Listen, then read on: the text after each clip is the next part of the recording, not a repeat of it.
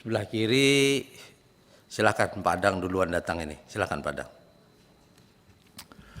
Terima kasih pimpinan dan Ketua LPSK dan jajarannya. Pertama-tama saya memberikan apresiasi anggaran sampai 99,8%, sangat baik. Dan kedua, terus terang saja ini bukan istilah orang Jawa ngolor atau apa gitu ya. Terus terang bahwa bahan paparannya bagus sekali. Terima kasih untuk LPSK. Dan yang kedua, saya menarik ini lebih kepada nanti diskusi atau mungkin gambaran dari LPSK ya. Bahwa hal-hal yang berhubungan dengan keadilan restoratif dalam peradilan pidana. LPSK berharap implementasi restoratif justice tidak bergeser. Dan sekarang sudah mulai bergeser. Nah ini saya mau pendapatnya gimana nih LPSK sebaiknya. Karena apapun juga ya menarik ya. Yang memberikan kesempatan bagi masyarakat berkemampuan ekonomi tinggi untuk membeli keadilan. Saya minta kedalaman ini. Ini nggak main-main ya. Karena saya lihat di lapangan ini restoratif justice ini udah mulai jual-menjual. Jadi ya Anda atau maaf LPSK sebagai lembaga negara tadi kita akan dukung gitu ya. Jadi tadi menarik yang disampaikan oleh Pak Habibur Rahman bahwa LPSK itu lembaga negara. Jadi tugas kita juga Komisi 3 untuk melakukan pengawasan terhadap lembaga-lembaga atau mitra kerja yang sudah memberikan rekomendasi atau dapat rekomendasi dari LPSK tapi tidak berjalan. Dan menarik juga pencucian uang ini ya. Saya minta betul-betul ini masalah-masalah yang berhubungan dengan robot trading ya. Kita bisa merasakanlah penderitaan rakyat kecil ini ya. Arisan di desa aja tuh sampai bisa miliar-miliar gitu. Tapi begitu masuk dalam proses penegakan hukum hilang begitu saja. Tolong betul-betul dikawal karena mereka-mereka ini orang-orang yang sangat membutuhkan minimal uangnya kembali lah. Tapi nggak jelas uangnya kemana gitu ya. Jadi tolong betul-betul dilindungilah masyarakat korban-korban itu. Lalu yang terakhir, ini lebih kepada sumber dari salah satu media, bahwa LPSK ingin dimasukkan dalam sistem peradilan pidana di Indonesia melalui KUHP. Nah, saya ingin mendengarkan kira-kira esensi-esensi apa yang diharapkan untuk harapan LPSK masuk dalam konteks dalam revisi Kitab Undang-Undang Hukum Acara Pidana. Terima kasih pimpinan. Baik, selanjutnya kami persilakan Pak Arsul. Terima kasih pimpinan. Assalamualaikum warahmatullahi wabarakatuh. Selamat pagi, salam sejahtera bagi kita semua. Pimpinan dan Bapak Ibu anggota Komisi 3 yang terhormat, Ketua dan segenap jajaran Komisioner LPSK beserta seluruh jajaran yang hadir pada RDP pagi ini. Saya kira secara keseluruhan saya juga mengapresiasi atas paparan dan laporan kinerja yang disampaikan oleh LPSK dalam kesempatan RDP pada hari ini. Saya kira ini Pak Ketua, ini antara kenaikan anggaran dengan penyajian laporan dan juga isi dari laporan ini sudah berbanding lurus gitu ya. Jadi kalau anggarannya mau ditambah nanti teman-teman yang di Banggar boleh juga lah itu satu. Itu. Tapi kalau ruang fiskalnya ada, itu kan janjinya kan begitu. Nah, ada 3 catatan Pak Ketua yang ingin saya sampaikan ya. Pertama tentu saya ikut berbahagia bahwa tupoksi LPSK untuk memberikan perlindungan baik kepada korban dan saksi ini mengalami peningkatan ya. Tadi dari laporan antara 2021 versus 2022 meningkat secara tajam, secara kuantifikasi dari 2.470 menjadi 6.415. Nah, hanya yang kami minta agar di tahun 2023 ini bisa ditingkatkan lagi adalah dalam konteks tentu tupoksi perlindungan kepada saksi dan korban juga adalah tindakan proaktif yang dilakukan oleh LPSK. Kan kalau yang disampaikan ini kan yang datang minta kepada LPSK-nya kan, ya gitu loh. Jadi yang kami ingin lihat tadi disinggung sedikit oleh Pak Habibur Rahman adalah tindakan proaktifnya LPSK. Karena ini juga mandat yang ada di pasal 29 ayat 3 Undang-Undang Nomor 31 Tahun 2014 tentang perlindungan saksi korban. Bukannya tidak ada, dari catatan refleksi LPSK sendiri saya lihat ada 41 kasus yang merupakan tindakan proaktif sepanjang tahun 2022 ya. Meskipun catatan saya ini enggak ada satupun tindakan proaktif yang terkait dengan tindak pidana korupsi ini ya. Padahal kami atau kita semua juga mencatat selama tahun 2022 ini kan ada beberapa kasus korupsi yang saksi ataupun bahkan calon tersangka lainnya ini meninggal dunia. Ya, kita saya kira belum lama baca misalnya soal kasus korupsi alih lahan Pemkot Semarang yang tiba-tiba saksinya meninggal gitu ya. Kemudian juga saksi korupsi cek pelawat, ada juga IKTP, korupsi izin ekspor benih lobster. Saya kira kami Komisi 3 berharap agar tindakan proaktif LPSK terhadap orang-orang yang sebetulnya bisa membongkar kasus korupsi itu dalam spektrum yang lebih luas, ini proaktif diberikan perlindungan. Jadi itu catatan kami yang pertama, itu ya. Nah ada juga ini sedikit pertanyaan Pak Ketua, ya. Ini kalau saya lihat dalam catatan refleksi yang pernah disampaikan, itu LPSK ini menyatakan memberikan perlindungan hukum terhadap korban yang kemudian menjadi tersangka, ya, dan akhirnya karena barangkali kerja-kerja LPSK penetapan tersangkanya kemudian dicabut ya dengan putusan pra peradilan.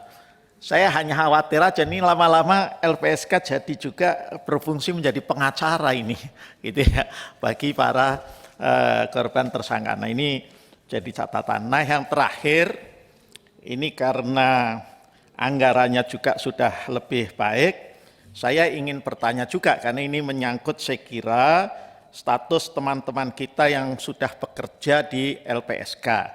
Saya lihat kan ada surat edaran Menpan RB ya yang tanggal 31 Mei tahun 2022 yang terkait dengan status kepegawaian di lingkungan instansi pemerintah pusat dan daerah.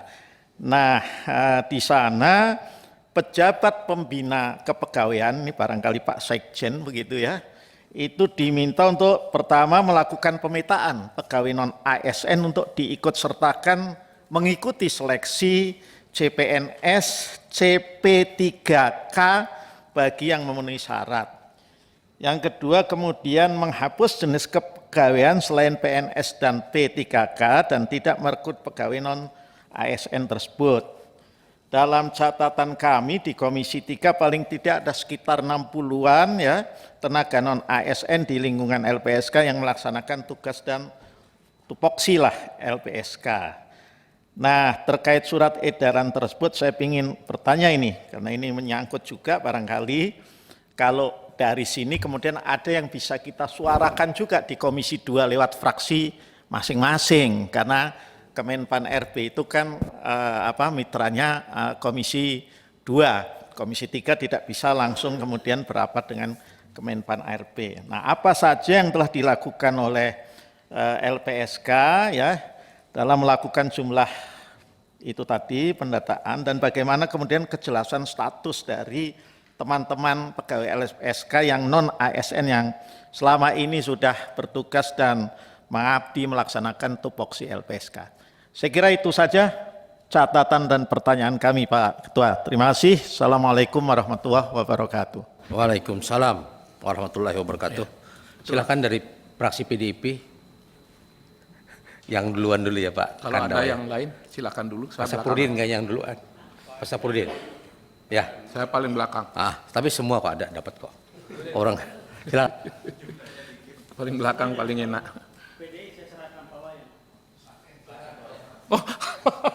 Ini senior yang baik begini. Sulit menghadapi orang bijaksana, jadi saya berat tanggung jawabnya. Baik, pasti nanti Pak Jenderal, Pak Johan Budi dan lain-lain akan menambahkan karena dari sudut pandang minimal saya sebagai anggota fraksi ini, LPSK ini lembaga yang sangat strategis, kerjasamanya relatif baik, khususnya dengan Komisi 3. Jadi kalau ingin memperkuat beberapa pernyataan terdahulu, memang kalau orang Padang bilang itu kerja LPSK itu cukup menyenangkan.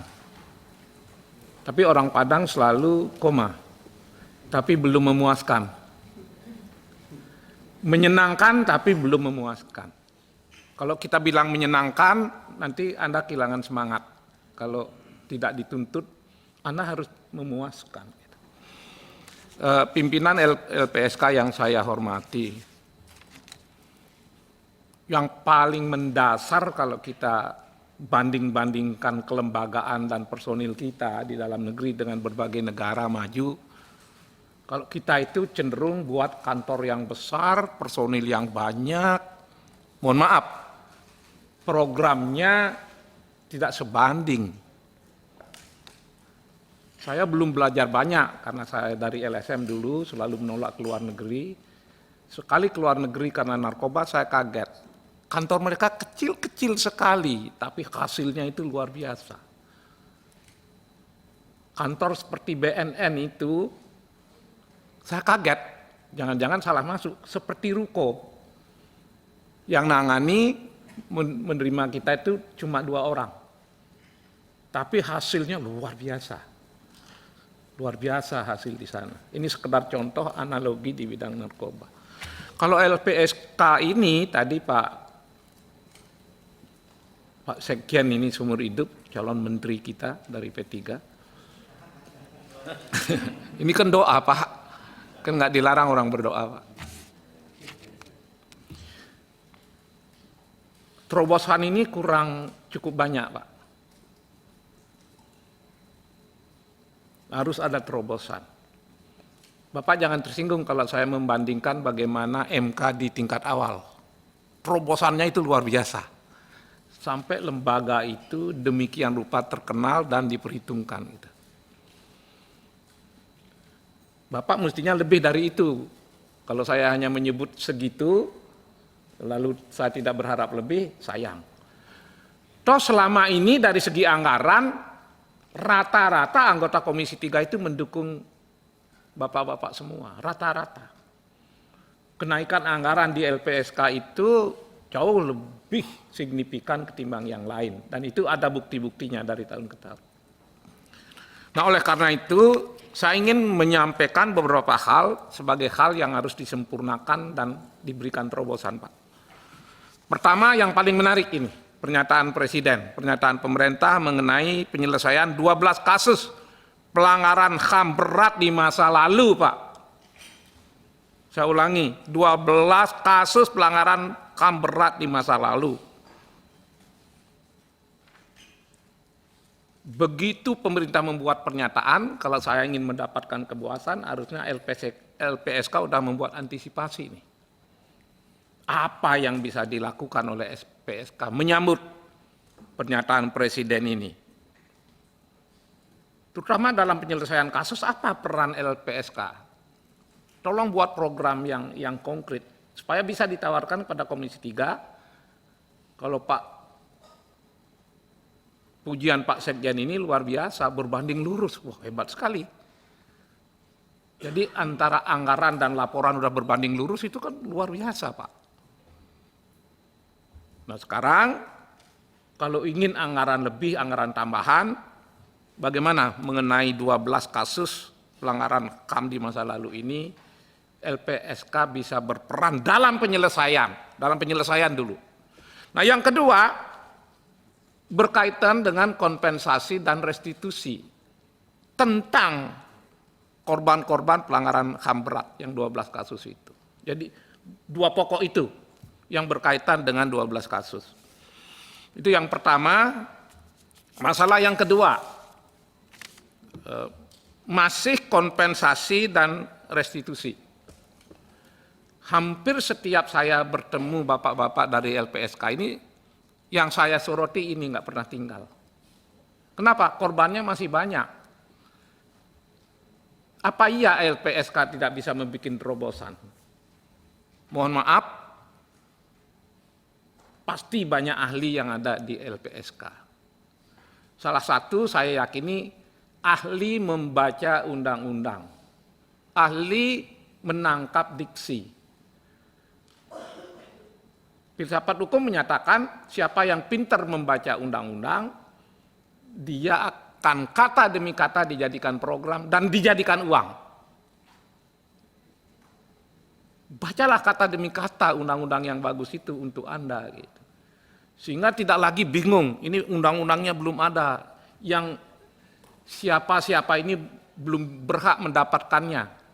Gunakan terobosan, gunakan diksi yang ada sehingga berkembang, sehingga membuat program yang lebih baik dan bisa melindungi korban-korban tersebut. Pimpinan LPSK yang saya hormati, saya ambil sekedar contoh, pemulihan korban. Di BNPT itu kan ada yang namanya program deradikalisasi, salah satu diantaranya pemulihan korban. Aneh kata saja LPSK kekurangan dasar, kekurangan anggaran, ya mau kerjasama, siapa tahu BNPT yang banyak dananya di situ bisa diambil. Jangan pasif Pak, itu maksud saya. Supaya setiap LPSK datang, kita punya harapan, masa sidang berikutnya ada kemajuan, masa sidang berikutnya ada kemajuan. Berkembanglah. Sekarang udah enggak waktunya berkompetisi dengan antar badan, antar kementerian, enggak. Sekarang sudah waktunya bersinergi, bekerja sama. Enggak ada kompetisi-kompetisi begitu, persaingan-persaingan itu udah lewat itu. Nah oleh karena itu saya ingin menangkap nanti, gimana cara kerja Anda dengan BNPT untuk pemulihan korban. Karena apa? Ini baru analisa Pak, bukan data. Ada kekhawatiran korban-korban ini akan dendam pada teroris, akan dendam pada pemerintah, akan dendam pada LPSK. Orang cacat kok sampai sekarang nggak bisa berobat. Gitu. Kan nggak masuk akal itu. Dan itu kita bisa buktikan contohnya. Gitu. Oleh karena itu, ya sudah, agar tidak ada dendam, ini tidak menakut-nakuti. Mereka kalau beranggapan, nggak enak jadi korban ya, lebih enak jadi teroris. Bisa dibayangkan nggak? Teroris ada program deradikalisasi yang luar biasa. Loh, yang korban-korban ini kok harusnya lebih diutamakan tanpa mengabaikan terorisnya. Betul nggak? Jangan dibalik gitu. Oleh karena itu terobosan SOP itu ingin saya dengar. Kalau memang undang-undangnya nggak ada, desak aja DPR Pak. Bangun aja opini kalau kami kurang sensitif, kurang peka. Minta dukungan NGO Pak. Walaupun kami tidak selalu bisa memuaskan semua orang karena di sini ada sekian partai, tapi tentu suara-suara keras, suara masyarakat itu kalau kenceng pasti diperhitungkan. Itu yang kedua. Ini yang ketiga, ini masalah lama tapi masih rutin muncul Pak. Ini kekerasan terhadap perempuan dan anak Pak.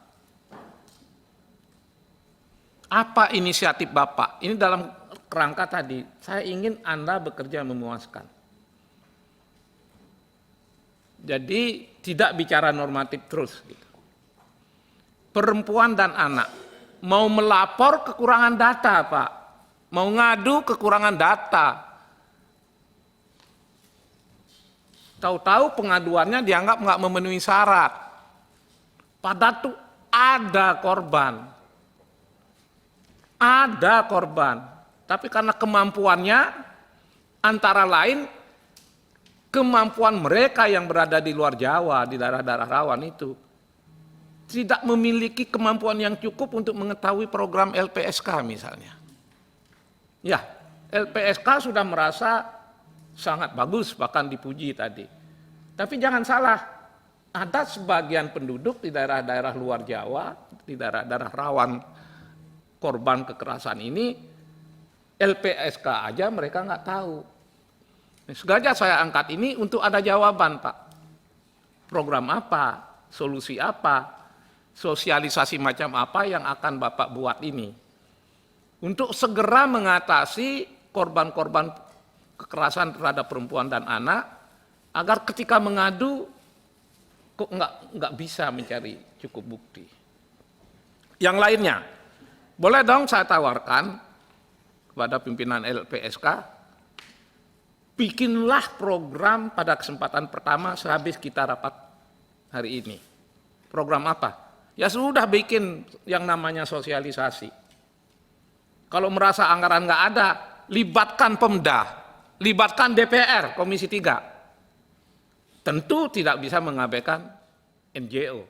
Tapi masih ada lembaga terkait lainnya yang bisa diajak, Pak. Karena perempuan dan anak sebagai korban kekerasan itu udah jadi isu nasional. Ini kan strategis. Jangan dianggap beban, ini dianggap peluang membesarkan LPSK.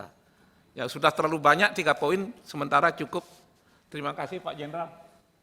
Ada tambahan dari PDIP? Silakan.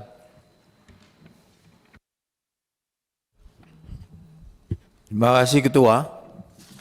Yang saya hormati Ketua Rapat dan juga anggota Komisi 3. Yang saya hormati pimpinan LPSK dan jajaran. Saya ingin bertanya saja terkait dengan apa yang tadi disampaikan oleh LPSK. Yang pertama pertanyaan saya berkaitan dengan klasifikasi kategori tindak pidana, Pak. Ini ada pencucian uang tahun 2022 3.000, pelanggaran HAM berat 600, tindak pidana lain 617, bukan tindak pidana 116. Nah ini saya ingin penjelasan nih. Kenapa diklasifikasikan seperti itu? Setahu saya pencucian uang itu harus ada tindak pidana awalnya kan? Benar nggak Pak Asto? Kenapa dia diklasifikasikan menjadi berdiri sendiri begitu gitu? Itu yang pertama. Bukan tindak pidana itu juga maksudnya apa itu? 116 tuh. Coba diterangin Pak Asto. Saya nggak paham. Ada tindak pidana lain, 1 sampai 10 itu lengkap tuh tindak pidananya. Tapi masih ada tindak pidana lain.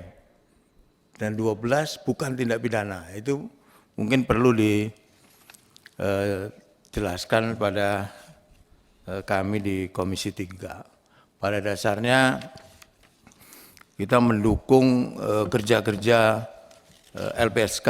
Ya. Yang kedua pertanyaan saya, apa kriteria LPSK yang disebut dengan proaktif tadi gitu? Apa kasus-kasus yang udah rame di media, kemudian LPSK masuk, sehingga LPSK jadi terkenal juga? Atau apa? Karena banyak sekali kasus-kasus yang ada di media juga yang tidak ditangani oleh LPSK. Saya menyarankan LPSK itu punya kriteria dan harusnya sebagai lembaga negara yang dibentuk untuk melindungi saksi dan korban, harusnya melindungi masyarakat yang berkaitan dengan, jadi kalau perseteruan tindak pidana apa sajalah, masyarakat dengan negara. Ya. Negara ini diwakili oleh lembaga, apakah polisi, jaksa, TNI, atau lembaga-lembaga lain. Itu harusnya juga masuk menjadi kriteria LPSK yang proaktif tadi gitu. Sehingga saya lihat ya yang rame di berita kemarin kan yang pembunuhan kasus Brigadir J ya, yang LPSK saya lihat mengambil peran juga di sana dan perannya cukup penting juga. Tapi di tragedi Kanjuruhan saya tidak lihat LPSK ikut quote unquote mempengaruhi keputusan apa yang ditetapkan oleh tim ya. Waktu itu ada tim yang dibentuk oleh Presiden. Enggak ini aja saya ingin tahu apa kriteria LPSK yang kemudian bisa mengatakan proaktif gitu. Saya harus proaktif begini kasus ini. Itu kriterianya apa gitu. Yang ketiga, dari anggaran yang tadi dijelaskan oleh Pak Hasto dengan jumlah pengaduan atau permohonan yang 6.104 sepertinya enggak imbang, Pak. Saya yakin anggaran yang ada di LPSK itu banyak tersedot oleh proaktif yang 41 itu. Coba terangkan ke kami.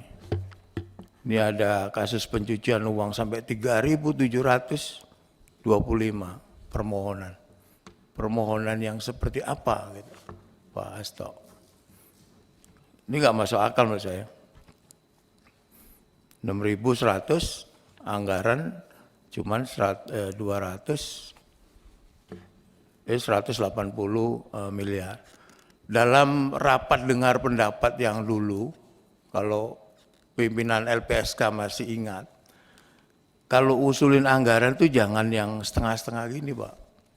Nggak mungkin LPSK itu bisa dipenuhi dengan hanya anggaran 180 miliar atau 228 miliar untuk 2023. Kalau kita ingin LPSK seperti yang kita harapkan sebagai lembaga perlindungan saksi dan korban. Terakhir, ini apa sih bentuk-bentuk yang ini mungkin bisa dijelaskan, enggak detail juga enggak apa-apa.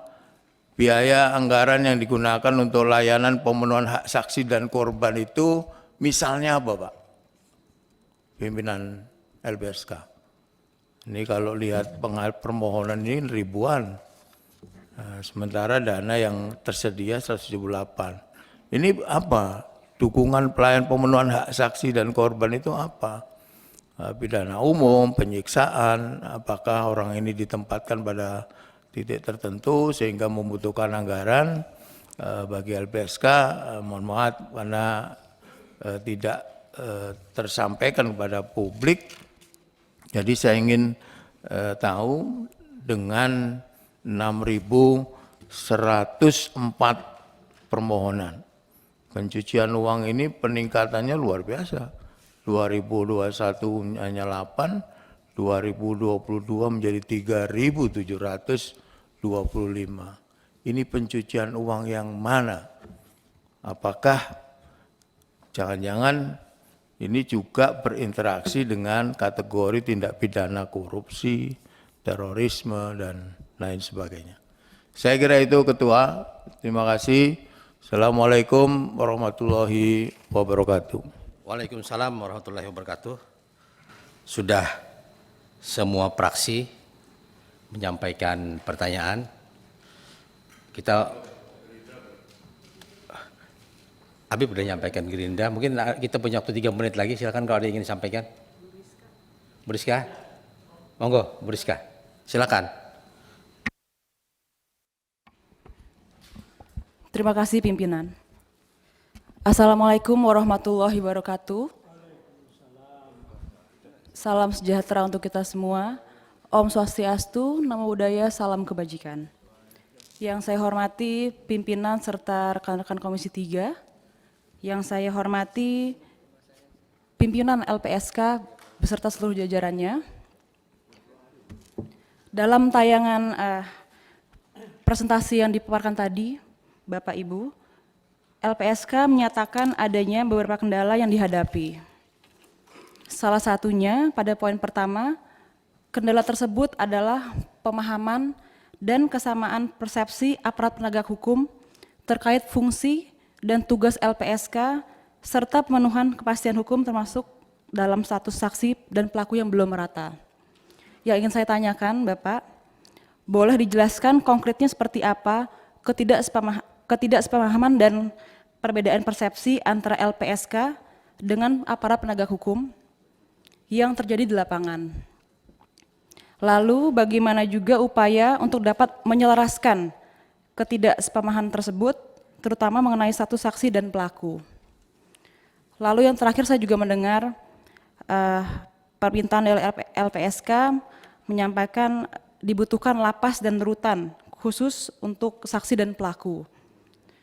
Bisa dijelaskan, Pak, untuk saat ini apa yang menjadi urgensi saat ini, Pak?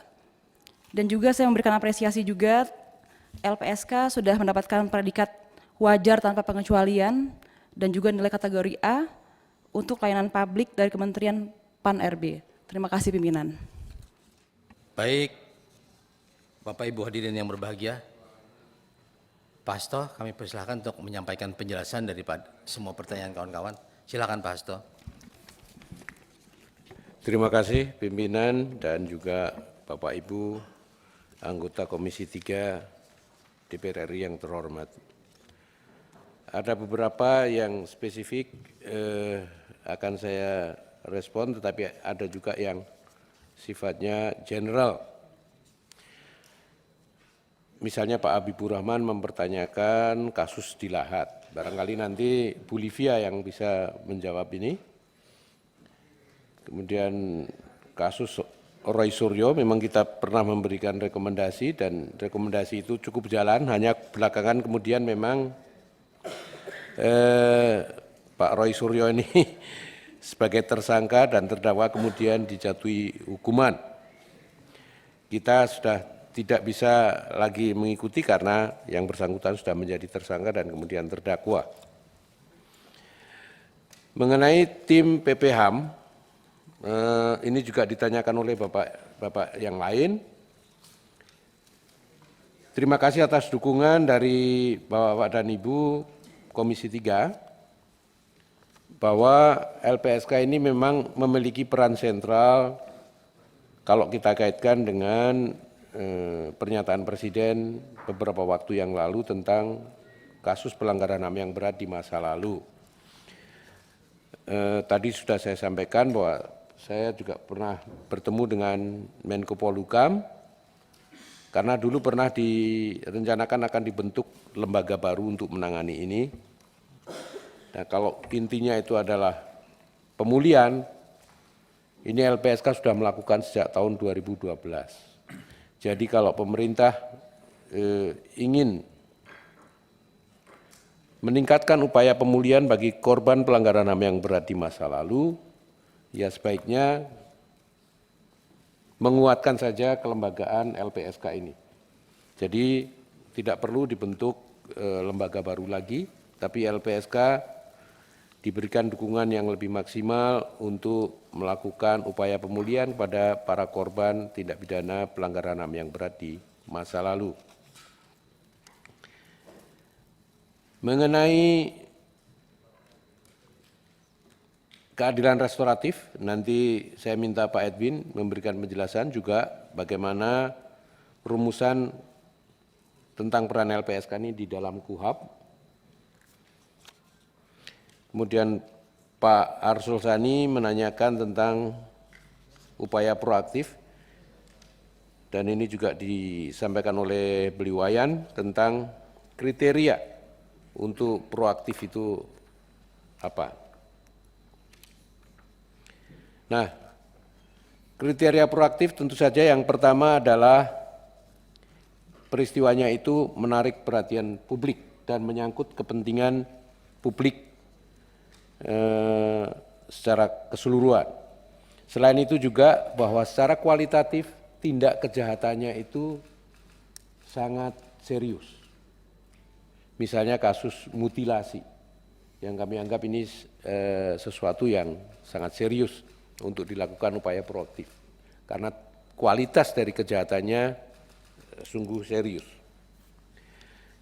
Memang kami sedang akan melakukan pembenahan, terutama dengan rencana pembuatan command center dan data center, karena dari situ kami bisa memantau informasi-informasi yang beredar baik di kalangan masyarakat maupun di media sosial tentang tindak-tindak kejahatan, sehingga memudahkan kami untuk mendapatkan informasi sehingga kami bisa melakukan upaya proaktif secara lebih baik.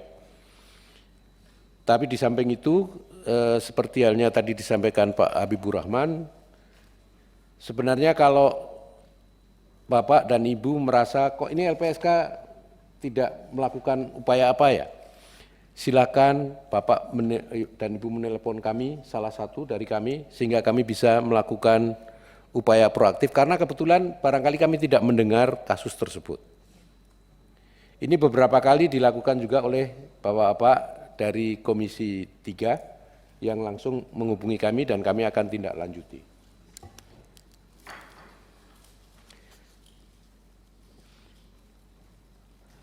Mengenai kasus mutilasi ASN di Semarang yang berkaitan dengan kasus korupsi, nanti akan dijelaskan oleh Pak Anton dan juga Pak Ahmadi. Mengenai PPH nanti silakan Pak Menaker Nasution memberikan keterangan tambahan.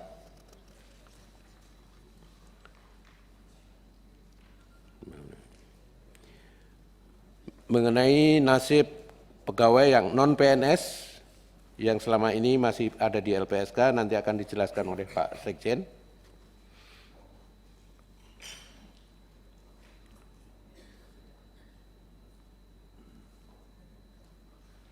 Nah, tadi pertanyaan dari Pak Johan Budi, itu juga yang sedang kami lakukan pembenahannya Pak, untuk menyusun rencana anggaran penanganan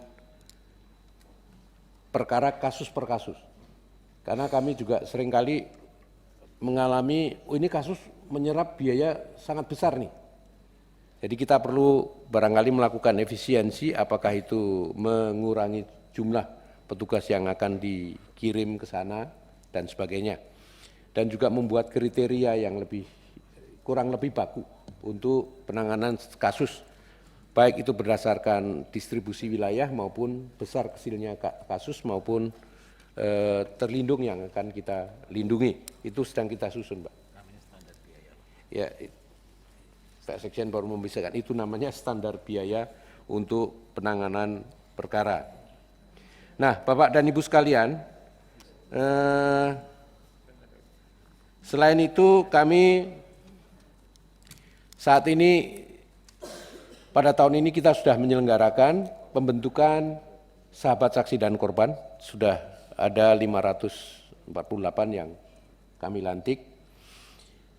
Kami harapkan bahwa ini bisa menjadi jejaring yang bisa membantu LPSK untuk melakukan kegiatan-kegiatan, diantaranya kegiatan proaktif. Dan ini sudah terbukti, yang di Makassar itu mereka sudah lakukan upaya proaktif untuk mendalami kasus yang baru saja terjadi, yang menyangkut pembunuhan anak-anak dan diduga itu untuk perdagangan organ tubuh. Kami harapkan SSK ini juga banyak membantu sehingga kami bisa melakukan efisiensi anggaran, sehingga kami tidak selalu harus mengirimkan tenaga dari Jakarta ke wilayah-wilayah yang cukup jauh misalnya, dengan biaya yang jauh lebih tinggi. Jadi itu nanti akan kita hitung efisiensi yang bisa kita lakukan dengan aktifnya sahabat saksi dan korban ini. Selain itu, tahun 2023, LPSK bersama dengan Bappenas itu mempunyai program prioritas nasional, kegiatan prioritas nasional dalam bentuk program psikososial. Psikososial ini di dalam Undang-Undang Perlindungan Saksi dan Korban memang mewajibkan LPSK bekerjasama dengan lembaga-lembaga lain, baik di tingkat pusat maupun di daerah, baik organisasi pemerintah maupun swasta, dalam rangka memberikan layanan psikososial kepada para saksi dan korban. Layanan psikososial ini ditafsirkan adalah layanan untuk memberikan pemulihan pada saksi dan korban dalam bentuk pemulihan ekonomi, sosial, maupun spiritual pada korban maupun keluarga korban. Nah, kami sedang menyusun roadmap untuk program psikososial ini yang tahun ini akan segera kita lakukan secara lebih tertata. Di antaranya lembaga pelayanan psikososial ini kita harapkan bisa memberikan pendekatan secara lebih manusiawi kepada saksi dan korban dalam bentuk pemulihan. Misalnya dalam bentuk pelatihan-pelatihan pada korban maupun keluarga korban untuk mempunyai keahlian tertentu sehingga sebagai korban maupun keluarga korban bisa tetap survive untuk menjalani kehidupan setelah mengalami peristiwa tindak pidana. Bisa juga kita mengupayakan modal usaha untuk korban maupun keluarga korban ini. Dan ini sebenarnya sudah dilakukan meskipun belum komprehensif di LPSK sejak 2-3 tahun yang lalu. Oleh karena itu tahun ini kita akan tata program rehabilitasi psikososial ini dan nantinya kami berharap bisa menjalin kerjasama dengan berbagai lembaga baik di pusat maupun di daerah, bahkan untuk penggalangan dana untuk korban ini barangkali kita bisa kembangkan juga ke funding-funding agensi dari luar negeri. Tentu apabila atau sepanjang tidak melanggar hukum. Program psikososial ini akan kita selenggarakan mulai tahun ini dan kita akan susun berbagai instrumen untuk menjadi acuan pelaksanaan program psikososial ini. Kami juga berharap Bapak-Bapak Komisi 3 bisa membantu upaya kami untuk menjalin kerjasama dengan pemerintah-pemerintah daerah, karena pemerintah daerah ini mempunyai posisi yang strategis. Misalnya untuk korban-korban kejahatan yang tidak lagi mendapatkan biaya dari BPJS, karena itu sudah dicoret dari BPJS dengan keluarnya peraturan pemerintah nomor 28 ya. Perpres 82 2018. Itu banyak korban tindak pidana yang tidak lagi mendapatkan fasilitasi kesehatan dari BPJS. Dan mereka kebanyakan lari ke LPSK. Sementara LPSK bukan penjamin dan LPSK hanya memberikan layanan kepada terlindung LPSK. Tapi seringkali kita dibuat, ya bagaimana kalau kita tidak layani kan seperti mereka di pingpong gitu ya. Oleh karena itu hal-hal yang demikian ini mestinya adalah kewajiban pemerintah daerah untuk lebih memperhatikan para korban tindak pidana yang demikian. Oleh karena itu beberapa kepala daerah yang berasal dari partai politik kami harapkan bisa ada perhatian, bantuan dari Bapak dan Ibu untuk bisa mengingatkan agar kami bisa menjalin kerjasama lebih baik dengan pemerintah daerah. Ini satu contoh, Gubernur Bali itu kami sebenarnya berharap perhatian yang lebih. Tetapi dari 4 kali proses kami ini memberikan kompensasi kepada warga Bali Beliwayan, dan 4 kali itu pula Pak Gubernur ini tidak pernah hadir. Jadi kami ini memberikan perhatian pada warga, tapi kok gubernurnya malah tidak memberikan. Saya kira Beliwayan 2 kali ikut hadir ini. Iya. Ya. Dan mengenai korban terorisme ini, kami memang menyadari bahwa ada banyak yang belum terjangkau. Yang pertama karena korban terorisme itu berasal atau kejadiannya sebelum tahun 2002. Sementara undang-undang yang kita pakai kan batasnya paling lama 2002. Yang kedua, kalau korban itu masuk ke dalam kategori waktu 2002 sampai 2018, kita belum bisa menjangkau karena keterbatasan kita untuk menjangkau mereka.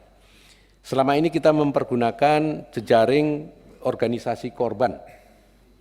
Kita sudah mengumumkan ke media dan kita juga mengumumkan ke pemerintah daerah barangkali ada korban-korban yang masuk kategori korban tindak pidana terorisme masa lalu. Tapi rupanya itu belum bisa sepenuhnya kami jangkau. Oleh karena itu kami sedang berpikir apakah perlu upaya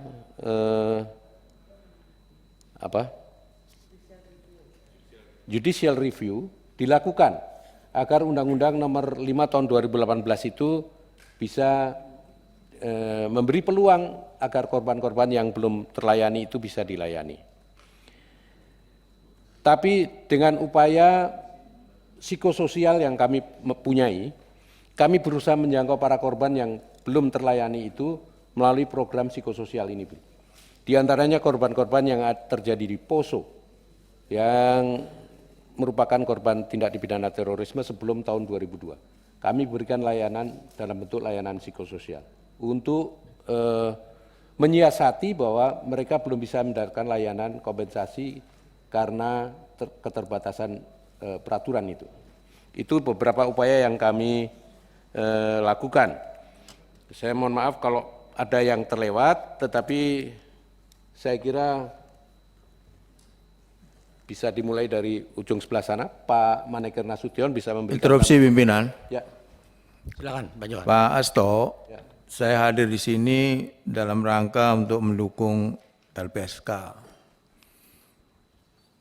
Tadi jawaban-jawaban yang Bapak sampaikan, saya kira tidak ada yang menjawab apa yang tadi saya tanyakan, juga beberapa teman. Bapak termasuk Pak Adang juga. Bapak malah ngoceh tentang psikososial yang tidak kita tanyakan. Tolonglah dijawab apa yang tadi saya tanyakan ke Pak Asto. Jadi dari pertanyaan-pertanyaan tadi yang saya dengar, mungkin hanya satu kali yang dijawab oleh Ketua LPSK ini. Tolong dijawab dulu Pak Asto. Saya hadir di sini dalam rangka mendukung lembaga LPSK loh. Kita mendukung sepenuhnya Pak. Tapi kalau kita mencoba untuk mencari tahu apa sih persoalan di LPSK, tapi Bapak kacangin aja ya gimana. Jadi percuma kita hadir di sini dalam rangka mendukung LPSK. Terima kasih Pak Asto, tolong dijawab Pak Asto. Ya, terima kasih pimpinan. Pak Johan Budi. Saya mohon maaf, sebenarnya tadi ada beberapa yang sudah saya singgung, tapi nanti akan ditambah oleh pimpinan yang lain. Di antaranya tentang kriteria proaktif yang tadi Bapak tanyakan. Misalnya ada yang bersentuhan dengan relasi kurang baik antara pemerintah dengan warga misalnya. Dan itu menjadi salah satu pertimbangan kami juga. Di antaranya untuk seperti kasus Kanjuruhan, kasus Wadas, kami juga lakukan upaya proaktif. Nanti akan dijelaskan oleh rekan-rekan yang lain. Tindak pidana pencucian uang, tadi Pak Johan Budi menyinggung biasanya kan ini berkaitan dengan tindak pidana yang lain, misalnya korupsi. Nanti akan dijelaskan oleh rekan-rekan yang lain, tadi sudah saya bagi begitu Pak. Jadi mohon maaf kalau belum terjawab, nanti akan ditambahkan oleh rekan-rekan yang lain. Saya kira demikian ya Pak Johan Budi. Silakan rekan-rekan lain bisa dimulai dari Pak Maneker Nasution untuk yang berkaitan dengan PPHAM. Izin Pak Pimpinan, Pak Ketua dan Bapak Ibu semua. Terima kasih Pak Habib, Pak Wayan, Pak Johan Budi, Pak Adang, Pak Arsul, kemudian Bu Siti. Saya fokus pada apa yang dilakukan oleh LPSK berkaitan dengan laporan PPHAM yang kemudian muncul dalam pidato Presiden yang banyak diapresiasi oleh berbagai kalangan termasuk tentu LPSK. Sebelum pernyataan Presiden itu sebetulnya kita bertemu dengan tim yang diketuai oleh Pak Makarim Wibisono. Kita menyampaikan apa yang sudah kita lakukan. Dan alhamdulillah sebahagian besar dari rekomendasi tim itu sungguhnya itu juga yang kita sampaikan secara resmi kepada tim itu. Nah, karena itu kita menyampaikan apresiasi sebetulnya mudah-mudahan pidato Presiden itu bisa menguatkan korban secara moral. Karena apa? Pertama, pidato Presiden itu kan memberi pengakuan bahwa ada peristiwa itu di masa lalu. Dan ini dalam sejarah bangsa kita ini kita anggap sangat maju. Negara mengakui ada peristiwa-peristiwa masa lalu itu. Yang kedua, komitmen untuk melakukan pemulihan terhadap korban. Lalu yang ketiga, ada jaminan untuk tidak ada keberulangan peristiwa di masa yang akan datang. Nah, berkaitan dengan itu, LPSK sebetulnya memberi ke publik membuat pernyataan awal bahwa kita mengapresiasi itu dengan menyatakan bahwa ini sangat menguatkan moral dari korban. Bapak Ibu, selama ini mereka ini tidak pernah diakui sebagai korban, pidato Presiden itu mengakui itu. Itu yang kita sebut sebagai penguatan moral. Nah, bagi LPSK sesungguhnya pidato ini menegaskan bahwa negara hadir, dan negara sebetulnya seperti yang dijelaskan oleh Pak Ketua tadi, sejak tahun 2012 LPSK sebetulnya sudah memberikan pemulihan kepada korban 4.322 orang korban dari 8 peristiwa.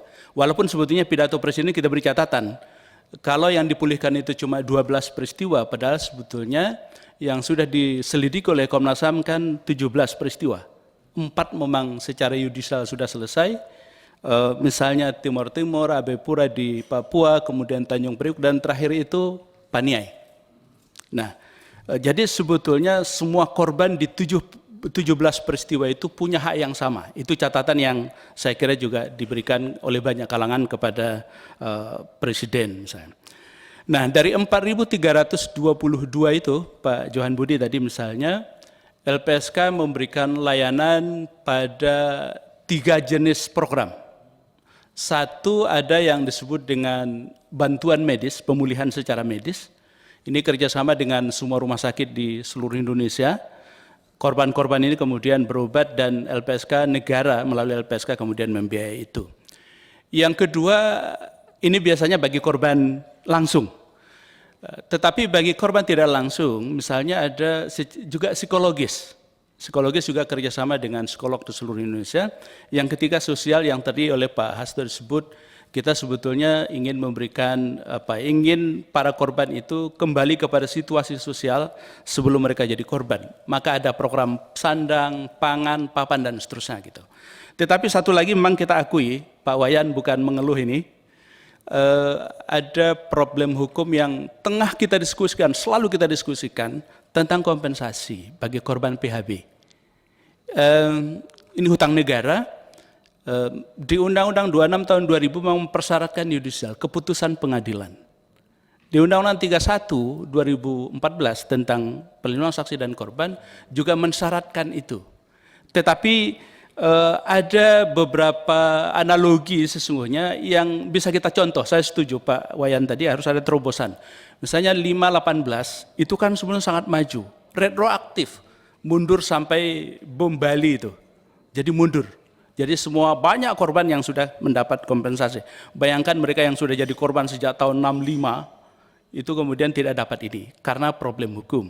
Nah, problem hukum ini tentu saya kira harus diselesaikan, tetapi LPSK juga sedang mencari terobosan sebetulnya.